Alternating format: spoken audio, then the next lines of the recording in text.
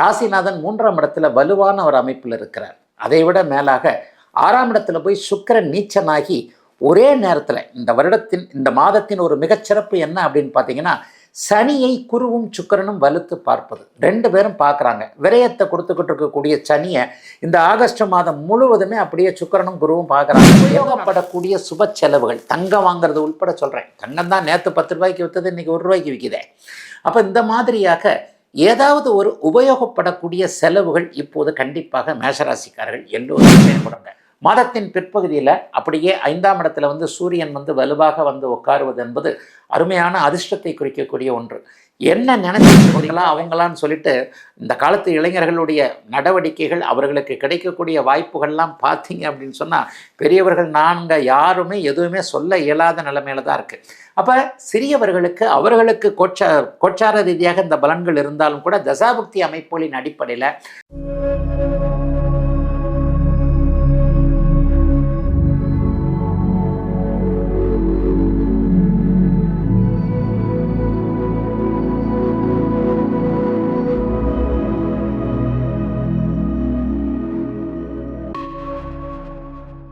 ஆன்மீக பரிகார நேயர்கள் அனைவருக்கும் அன்பான வணக்கங்கள். இன்னைக்கு நம்ம யாரை சந்திக்க வந்திருக்கோம், என்ன பலன் தெரிஞ்சுக்க வந்திருக்கோம் அப்படின்னு பாத்தீங்கன்னா, ஜோதிட கலையரசு ஆதித்ய குருஜி ஐயா அவர்களை தான் சந்திக்க வந்திருக்கோம்.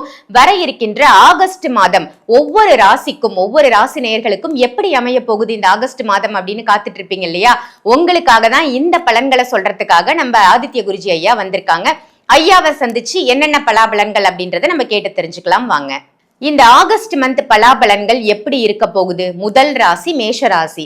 மேஷராசி நேயர்களுக்கு ஆகஸ்ட் மாதம் எப்படி அமைய போகுது, என்ன மாதிரி நற்பலன்களை கொடுக்க போகுது அப்படின்றத நம்ம ஐயா நமக்காக சொல்ல போறாங்க.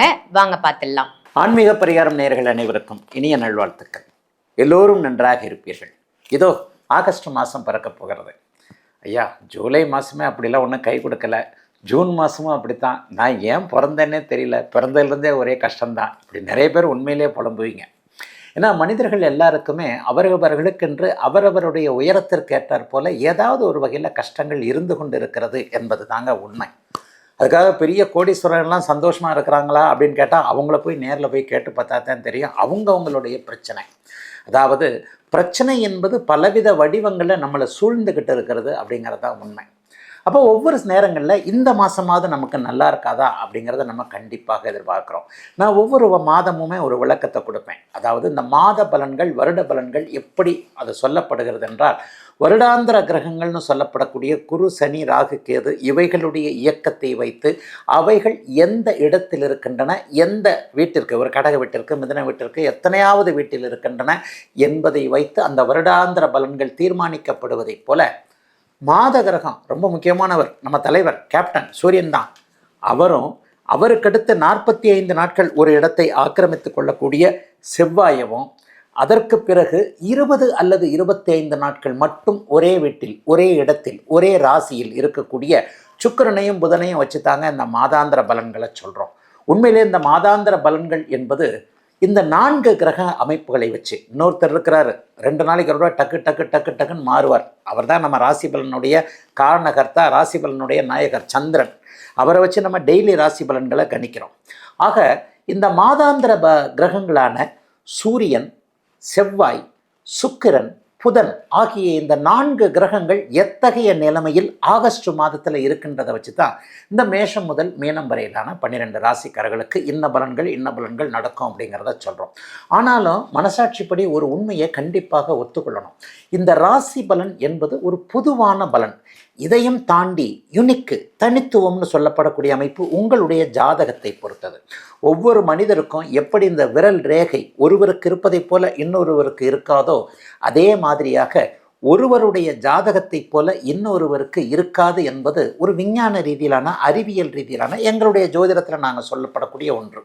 உங்களுடைய ஜாதகத்தில் எந்த மாதிரியான தசாபுக்தி அமைப்புகள் உங்களுக்கு போய்கொண்டிருக்கின்றன அப்படிங்கிறது மிகப்பெரிய முக்கியமான ஒன்று. உங்களுக்கு 6-8 தசாபுக்தி நடந்துக்கிட்டு இருக்கா? 6-8னா நாங்கள் சாதகமற்ற தசாபுக்திகள்னு சொல்லுவோம். இப்போ இந்த சாதகமற்ற கெடுதலை கொடுக்கக்கூடிய, கொஞ்சம் மன கஷ்டத்தை அளிக்கக்கூடிய, பொருளாதார பின்னடைவுகளை கொடுக்கக்கூடிய தசாபுக்தி அமைப்புகள் அங்கே இதில் பிறந்த ஜாதக அமைப்பில் இருக்கும் பொழுது கோச்சாரம் கொஞ்சம் கை கொடுக்குதுன்னு வச்சுக்கோங்க. கோச்சாரம் கை கொடுக்குதுன்னா கோச்சாரத்தில் நல்ல நிலைமையில் கிரக பலன்கள் இருந்தால் சமாளிக்கக்கூடிய அளவிலேயே கண்டிப்பாக இருக்கும். தசாபக்திகளும் கெட்டு கோச்சார அமைப்பிலையும் எல்லா கிரகங்களும் பலவீனமாகி இருக்கும்போது தான் ஒரு மனுஷன் தாங்க முடியாத தலை பிச்சுக்கிற ஒரு தன்மையை அடைகிறார். ஆக என்ன இருந்தாலும் முதன்மையாக உங்களுடைய தசாபுக்தி அமைப்புகள் உங்களை ஆளுமை செய்கின்றன என்பதுதான் உண்மை. இந்த ஆளுமை செய்யக்கூடிய இந்த தசாபுக்தி அடுக்குகள் கொஞ்சம் கடினமாக கஷ்டத்தை கொடுப்பதாக இருக்கும் பொழுது கோச்சார ரீதியிலான ஒரு இடத்துல உங்கள் ராசிநாதன் வலுவாக இருக்கிறான்னு வச்சுக்குவோம். உங்களுடைய ராசிநாதன், உங்களுடைய ராசிக்கு யோக கிரகங்கள் வலுவாக இருக்கிறது. 3, 6, 11ஆம் இடங்களில் பாபர்கள் என்று சொல்லப்படக்கூடிய ராகு, கேது, சனி, சூரியன் போன்ற கிரகங்கள் இருக்கும் பொழுது தசாபுக்தி அடுக்குகள் கடுமையான பலன்களை தருவதாக இருந்தாலும் கூட கோச்சார ரீதியாக கொஞ்சம் மூச்சு விட்டுக்கிற மாதிரி, ஒரு தண்ணிக்குள்ளே முங்கி போகிறவன் ஒருத்தன் இருக்கிறான்னு வைங்க, தலையை தூக்கி கொஞ்சம் மூச்சு விடுவான் இல்லையா, அந்த மாதிரியான சில சூழ்நிலைகளை கண்டிப்பாக கொடுக்கும். ஆக இப்பொழுது ஏதாவது மாறுகிறதா அப்படின்னு பார்த்தீங்கன்னா, ஒரு இன்ட்ரெஸ்டிங்காக பார்த்தீங்கன்னா, ஆகஸ்ட் மாதம் 1 தேதியே சுக்கிரன் மாறிடுறார். ஆகஸ்ட் மாதம் 1ஆம் தேதி சுக்கிர பயிற்சின்னு வச்சுக்கலாமா? அதுவும் உண்மைதான். குரு பயிற்சின்னு சொல்கிற மாதிரி குரு பயிற்சி வருஷத்துக்கு ஒரு தடவை, சுக்கிர பயிற்சி மாதத்துக்கு ஒரு தடவை. சுக்கிர பயிற்சி என்கின்ற சொல்லப்படக்கூடிய சுக்கிர மாற்றம் ஆகஸ்ட் 1ஆம் தேதி நடக்க, ஆகஸ்ட் 2ஆம் தேதி பார்த்தீங்கன்னா செவ்வாய் மாறுகிறார். இந்த சுக்கிரனும் செவ்வாயும் நிலையாக ஒரு வீட்டில் இருக்க 2 வீடுகளுக்கு புதன் மாறுகிறார். ஆகஸ்ட் 5ஆம் தேதிக்கு புதன் மாற்றம் இருக்கும். 15ஆம் தேதி போல் எப்போவுமே அது தமிழ் மாத பிறப்பு 1ஆம் தேதியாக இருக்கும். தமிழ் மாதத்தின் முதல் நாள் சூரியன் எப்போவுமே ஒவ்வொரு வீட்டுக்கு மாறிக்கிட்டு வருவார். ஆக நிலையாக வருடாந்திர கிரகங்களான குரு, சனி, ராகு, கேது ஆகிய 4 கிரகங்களும் இந்த ஆகஸ்ட் மாதத்தில் ஒரே இடத்தில் இருக்க, ஆகஸ்ட் மாதம் 1ஆம் தேதி சுக்கிரன் நீச்சம் என்கின்ற பலவீன நிலைமை, செவ்வாய் 2ஆம் தேதி மிதுன வீட்டில் இருக்கக்கூடிய அமைப்பு, மிதுன நாயகனான புதன் ஆகஸ்ட் 5ஆம் தேதியும் அதற்கு பிறகு ஒரு 2 வாரங்கள் கழித்தும் அதனை அடுத்த வீட்டிற்கு மாறக்கூடிய அமைப்பு, மாதத்தின் முதல் பகுதியும் பிற்பகுதியும் கடகத்திலும் சிம்மத்திலும் சூரியன் இருக்கக்கூடிய நிலைமையை வச்சு தாங்க இப்போ இந்த ஆகஸ்ட் மாதம் என்ன பலன்கள் நடக்கப் போகுது அப்படிங்கிறத கணிக்கலாம். இப்போது மேஷம் முதல் மீனம் வரையிலான இந்த 12 ராசிக்காரர்களுக்கு எப்படிப்பட்ட பலன்களை இந்த ஆகஸ்ட் மாதம் 2026ஆம் ஆண்டு ஆகஸ்ட் மாதம் என்ன பலன்களை தரும் அப்படிங்கிறத பார்க்கலாங்க. முதல்ல மேஷராசிக்காரர்களுக்கு உண்மையிலேயே முயற்சிகள் பலிக்கக்கூடிய நல்ல மாதமாக இந்த மாதம் அமையும். ராசிநாதன் 3ஆம் இடத்துல வலுவான ஒரு அமைப்பில் இருக்கிறார்.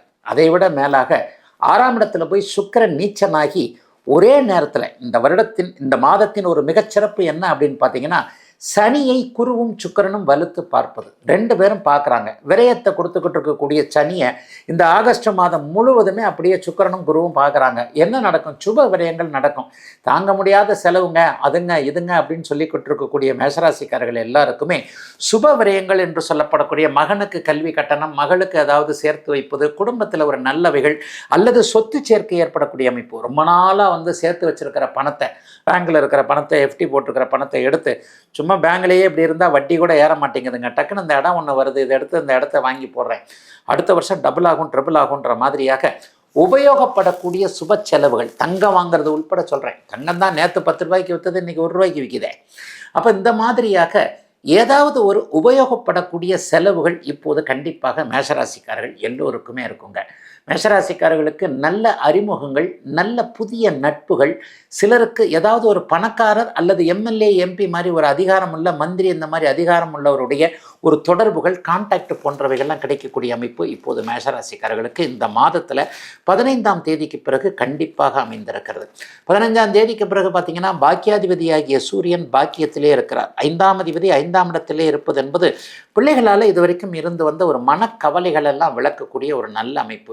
பிள்ளைக்கு கல்யாணம் ஆகலை, ஏற்கனவே கல்யாணம் ஆன பிள்ளைக்கு வாழ்க்கை சரியில்லை, அல்லது அதை விட மேலாக மிகப்பெரிய அளவில் இன்னும் ஒன்றையும் சொல்லணும், ஒரு வேலை சரியாக இல்லை, வெளிநாட்டில் இருக்கக்கூடிய பிள்ளைகள், தூர இடங்களில் இருக்கக்கூடிய பிள்ளைகள் படிக்குதா இல்லையா, எதுவுமே தெரிய மாட்டேங்குதுன்ற மாதிரியாக ஒரு மாதிரியான சோக நிலைமையில், குழப்ப நிலைமையில் இருக்கக்கூடிய மேஷராசிக்கார பெற்றோர்கள் எல்லாருக்குமே குழந்தைகள் சார்ந்த விஷயத்தில் கவலைகள் தீரக்கூடிய அமைப்பு இப்போது இருக்கிறது. இளைஞர்களுக்கு சூப்பரான மாதமாக இந்த மாதம் இருக்கும். சிஸ்டம் செயல்படும். மாதத்தின் பிற்பகுதியில் அப்படியே 5ஆம் இடத்துல சூரியன் வலுவாக உட்காருவது என்பது அருமையான அதிர்ஷ்டத்தை குறிக்கக்கூடிய ஒன்று. என்ன நினச்சிக்கிட்டு இருக்கிறீங்களோ வயசுக்கு ஏற்றாற் போல என்ன மேற்படிப்பு படிக்கலாம், என்ன படிப்பு படிக்கலாம், எந்த வேலைக்கு போகலாம், யாரை காதலிக்கலாம், அதுவே இன்றைக்கி ஒரு பெரிய விஷயங்க.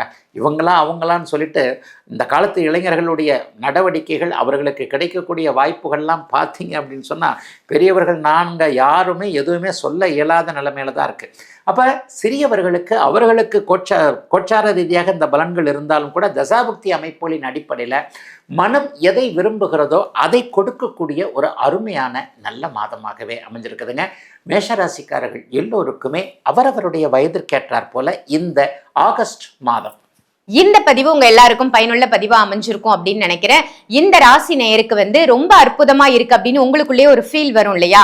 மற்ற ராசி நேயர்களுக்கும் இதை கண்டிப்பா ஷேர் பண்ணுங்க. ஆன்மீக பரிகாரம் நம்ம சேனலை சப்ஸ்கிரைப் பண்ணிக்கோங்க.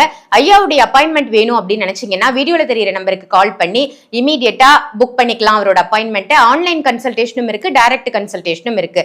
ஸோ இதையும் பயன்படுத்திக்கோங்க. இதே மாதிரி வேற ஒரு நல்ல நிகழ்ச்சியில உங்க எல்லாரையும் சந்திக்கின்றேன். நன்றி, வணக்கம்.